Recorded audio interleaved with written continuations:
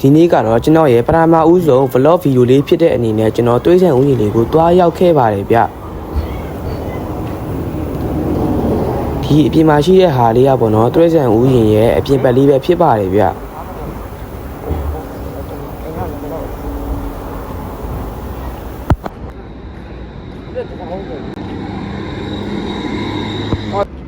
အခုတော့ကျွန်တော်တို့တွေးဆန်ဦးရင်ကြီးကိုတွေးလိုက်ရပါပြီဗျ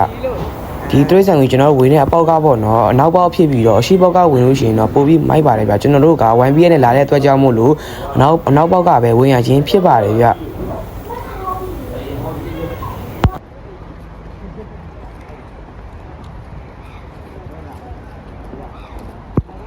ခုချိန်မှာကျွန်တော်တို့ဗာများတွေးရမလဲဆိုတော့အရှိကအောင်ချင်းငတ်ဖြစ်ပါတယ်ဗျဒါအောင်ချင်းငတ်ပါဘေးနာပေါ့ဒေါင်းပေါ့နော်အောင်ချင်းငယ်ရေဒေါင်းရေပေါ့နော်ဒီကောင်ကဒေါင်းမှာစိမ်းနဲ့အပြာနဲ့ဆက်ထားပြီးတော့စောင်းရမ်းမိုက်ပါတယ်ဗျအပြင်မှာလည်းတော်တော်ကြီးပါတယ်ဗရာသားကိုတစ်ချက်လာကြည့်လိုက်ပေါ့နော်မြာဘူးရဲ့လူတွေများရန်ကုန်မှာနေရလူတော်များဒီရန်ကုန်အသွေးဆောင်နေရောက်မှာဖြစ်ပါတယ်ဒါကတော့အောင်ချင်းငယ်ဒေါင်းပဲပေါ့နော်ဒါလည်းဒါကတော့စုံငောင်းမှုပဲဖြစ်ပါတယ်ဗျဒါကစုံငောင်းမှုပါဒီရန်ကုန်မှာတိတ်မတွေ့ရပါဘူးတခြားပြည်နယ်မှာတော်တော်များတွေ့ရပါတယ်ဗျဒီစုံဒါပေါ့နော်ရိုးစုံဖြစ်ပြီးတော့ကျွန်တော်ရန်ကုန်မှာလည်းအများဆုံးတွေ့ရတဲ့စုံမျိုးပေါ့နော်အယောင်ကအညူကြားရှိပြီးတော့စောက်ရန်လည်းမိုက်ပါတယ်ဗျဒီကောင်တွေကပေါ့နော်မိုးပေါ်မှာအဲ့လိုမျိုးအတာမန်တစ်ခုကိုဖြဲပြီးတော့အဲ့လိုမျိုးပြန်သွားတဲ့မျိုးပေါ့နော်သူတို့တွေလာလို့ရှိရင်လည်းကြီးကန်းတော်တော်များအော်ကြပါတယ်ဗျရန်ကုန်မှာလည်းအများဆုံးတွေ့ရပါတယ်ဗျဒီလိုစုံမျိုးတွေကပေါ့နော်ကျွန်တော်ဆိုလည်းအမြဲတမ်းတွေ့ရပါတစ်ပတ်ကို9ခါ6ခါတော့တွေ့ရပါတယ်ဗျဒီကောင်လေးကတော့လင်းသားပေါ့နော်လင်းသားရဲ့အရွယ်စားတော့အမကန်စောင့်ရမ်းမိုက်ပါတယ်ဗျတော်တော်လေးကြီးပါတယ်ဟိမတာလင်းသားပေါ့နော်နှစ်ကောင်ရှိပါတယ်ဗျဒီရန်ကုန်သွေးဆန်ဦးမှာအောက်ကတစ်ကောင်ဘွားတစ်ကောင်ပေါ့နော်ဒီအောက်ကကောင်လေးကကြတော့ပေါ့နော်ဘလို့ဖြစ်နေရလဲကျွန်တော်တိချာတော့မသိဘူးဗျဒီလိုလေးကဝင့်နေတာပဲဒါလေးကပေါ့နော်မြင်းဘူးဖြစ်ပြီးတော့အင်္ဂလိပ်ဒန်ကီလို့လည်းခေါ်ပါတယ်ဗျဒီကောင်နှစ်ကောင်နောက်မှာဘာစားနေလဲကျွန်တော်လည်းတိချာတော့မသိပေမဲ့တော်တော်လေးရောမိုက်ပါတယ်ဗျသူတို့လည်းသူတို့အနေထားနဲ့သူတို့ပေါ့နော်ကျွန်တော်ခုပြတဲ့အကောင်လေးကပေါ့နော်ငက်ကလက်မျိုးနဲ့ဝင်ထဲမှာပါဝင်ပြီးတော့အနေရများတဲ့ငက်ကလက်မျိုးနဲ့ဝင်ထဲမှာပါဝင်ပါတယ်ဗျဒီကောင်လေးကပေါ့နော်ဘယ်လိုလဲဆိုတော့ကျွန်တော်ခုပြတဲ့အကောင်တစ်ကောင်ကအမားနှစ်ကောင်ဖြစ်ပြီးတော့အမားရဲ့အထီးနဲ့ကွာခြားချက်တွေများသွားရှိပါတယ်ဗျအမားနှစ်ကောင်ရဲ့အယောင်အပြင်ညူပုတ်ပုတ်ရောင်ဖြစ်နေပြီးတော့အထီးရဲ့အယောင်မှာလေပင်းသားမှာထင်ရှားတဲ့အပြာရောင်နက်ပြရောင်အယောင်ဖြစ်နေပါတယ်ဗျ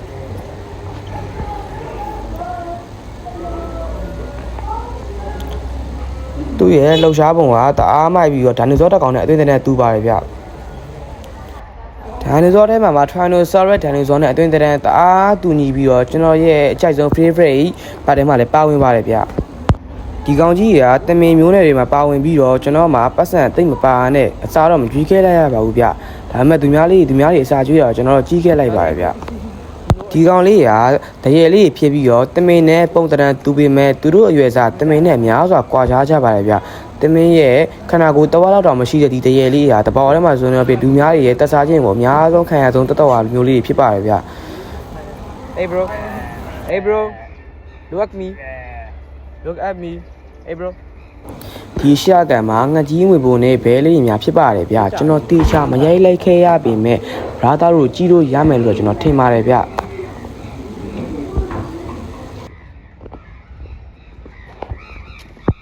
ဒီရငတ်လေးရဲ့နာမည်ကတော့ကော့ကတိုးငတ်ဖြစ်ပြီးတော့ဇကားလေးအင်မတန်ကျွမ်းပြီးတော့တချင်းလည်းညီးတတ်ပါတယ်ဗျမြန်မာနိုင်ငံမှာလည်းတချို့လူတွေလည်းမွေးနေကြပြီဖြစ်ပါတယ်ဗျဒီငတ်လေးရဲ့ဈေးနှုန်းကတော့390ဝန်းကျင်မှာရှိကြပါတယ်ဗျ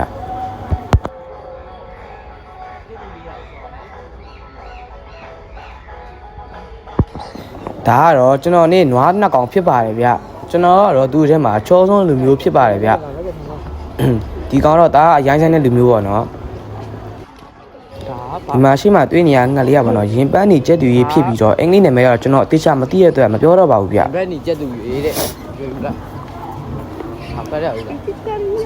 ဒါစမ်းကွန်နာဒါလေးရပါတော့စမ်းကွန်နာငှက်ဖြစ်ပြီးတော့ကျွန်တော်လည်းတစ်ချိန်မှဝင်းနိုင်အောင်ကြိုးစားမဲ့ငှက်လေးတစ်ကောင်လည်းဖြစ်ပါတယ်ဗျSky စမ်းကွန်နာ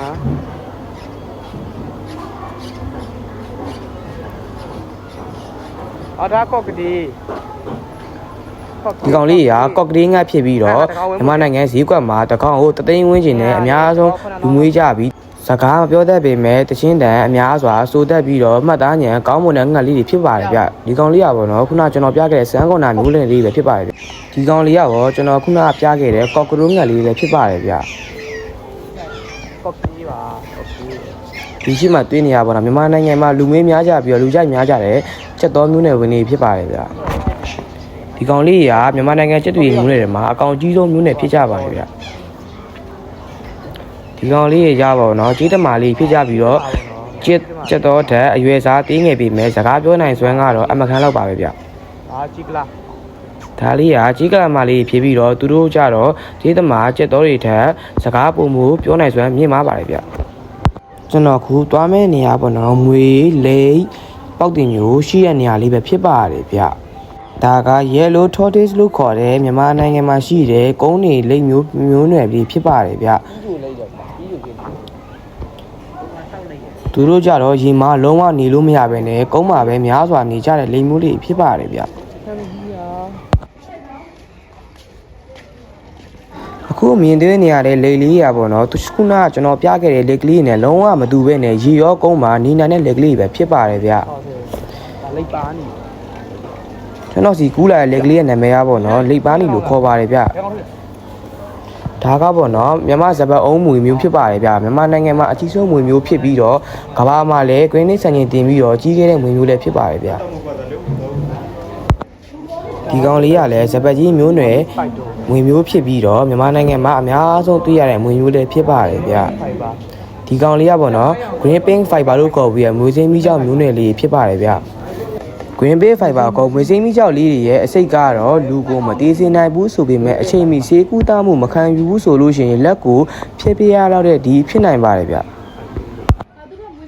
ကျွန်တော်ရဲ့ရှိမှာရှိနေတဲ့ကောင်လေးရပေါ့နော် iguana လို့ခေါ်ပြီးတော့အမေရိကန်ဖွမျိုးနယ်ပဲဖြစ်ပါတယ်ဗျ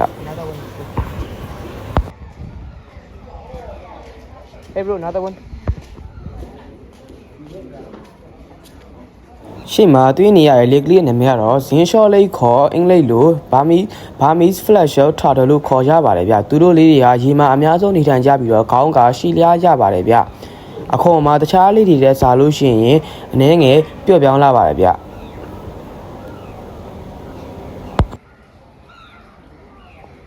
အားလုံးနဲ့ ထူးဆန်းတာတစ်ခုကဒီရေခွက်လေးမှာရှိနေတဲ့မွေးနမရ Chatter Cubet လို့ခေါ်ပြီးတော့ရေမင်းပြောင်းမှမျိုးပဲဖြစ်ပါတယ်ဗျာဒီလိုမွေးမျိုးကဒီလိုတွေးဆိုင်ဥယျာဉ်မှာရှိမင်းတော့ကျွန်တော်လည်းလုံးဝမထင်သားခဲ့ပါဘူးဗျာအခုမှပဲကျွန်တော်တွေ့ဘူးရပေါ့နော်တွေးဆိုင်ဥယျာဉ်မှာရှိမင်းပေါ့နော်ဒီကောင်လေးကရေမြောင်းရေပုတ်တွေမှာအများဆုံးနေထိုင်ကြပြီးတော့ငါးမြောက်ကိုအဓိကစားသုံးကြတဲ့မွေးမျိုးလေးတွေဖြစ်ပါတယ်ဗျာသူတို့လေးတွေမှာရေမွေးဖြစ်တဲ့အတွက်လူကိုအစိတ်ပေးနိုင်ခြင်းလုံးဝမရှိတဲ့မွေးမျိုးလေးတွေပဲဖြစ်ပါတယ်ဗျာ This guy iguana check this out ကျွန်တော်ခုသွားကြည့်မဲ့ကောင်လေးရာတော့မိချောင်းငါခေါ်အလီဂီတာဂါပဲဖြစ်ပါတယ်ဗျသူနဲ့သူရောထားတဲ့ကောင်လေးကတော့ RTC Reddy Catfish တို့ခေါ်တဲ့အမေရိကန်ငခုပဲဖြစ်ပါတယ်ဗျ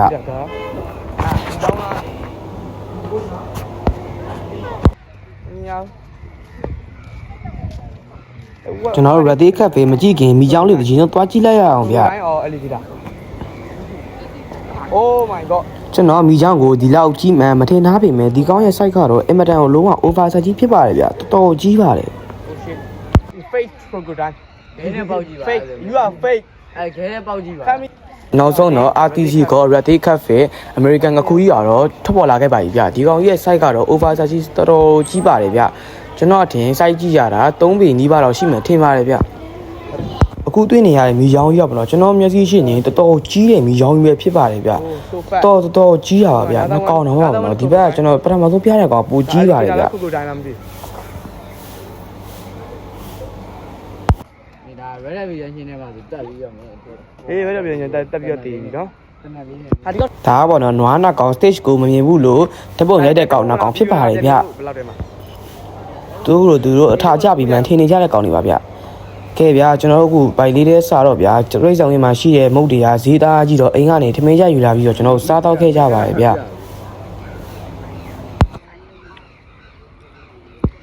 ကျွန်တော်တို့စားလို့တောက်လို့ပြီးထွက်လာခဲ့ကြပါပြီဗျ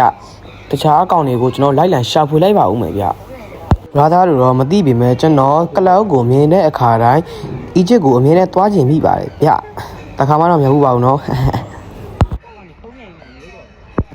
ဒီကောင်ကြီးတွေကပေါ့နော်ကြက်နေဖြစ်ပါတယ်ဗျဒီကောင်တွေကကျွန်တော်ရဲ့ favorite ကောင်တွေတော့မပါတဲ့အတွက်ကျွန်တော်လည်းတိတ်တော့မကြည့်ခဲ့ပါဘူးဗျ 来喽，不，他们，这谁也记着嘛？ ရင်မင်းအကြီးတွေကိုမကြည့်ပေမဲ့ဒီလိုရင်မင်းမျိုးလေးမြင်လိုက်ရတဲ့အခါမှာကျွန်တော်လိုလူချမ်းကြီးရောင်မှာလုံးဝကိုချစ်မြတ်နိုးသွားပါတယ်ဗျဒီကောင်လေးကမြောင်မောင်းမလို့ခေါ်ပြီးတော့ဒီကောင်လေးရဲ့ဂျိုင်းမှာအစိတ်များကိုတူလောင်ထားပါတယ်ဗျသူတို့စိတ်ဆိုးတဲ့အခါတိုင်းသူတို့အစိတ်ကိုရှာပြင်းရက်ပြီးသွားမှာတုတ်ခါလူကိုကြိုက်တတ်ကြပါတယ်ဗျ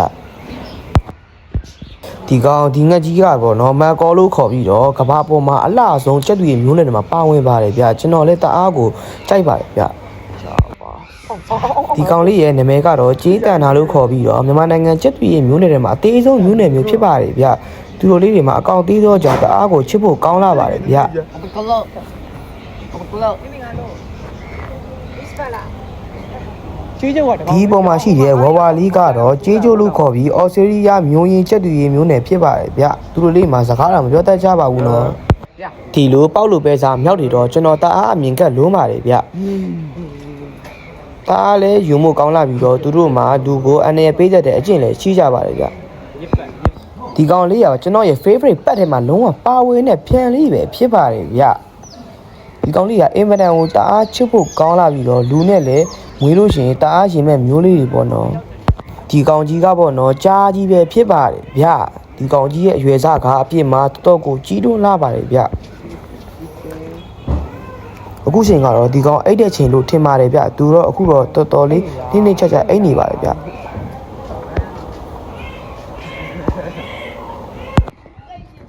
ကျွန်တော်အခုသွားနေတဲ့နေရာလေးကပေါ့နော် red banner တွေထားထားတဲ့နေရာလေးပဲဖြစ်ပါတယ်ဗျred banner လေးဒီမှာတော်တော်ကိုတအားချစ်ဖို့ကောင်းလို့လာပါတယ်ဗျ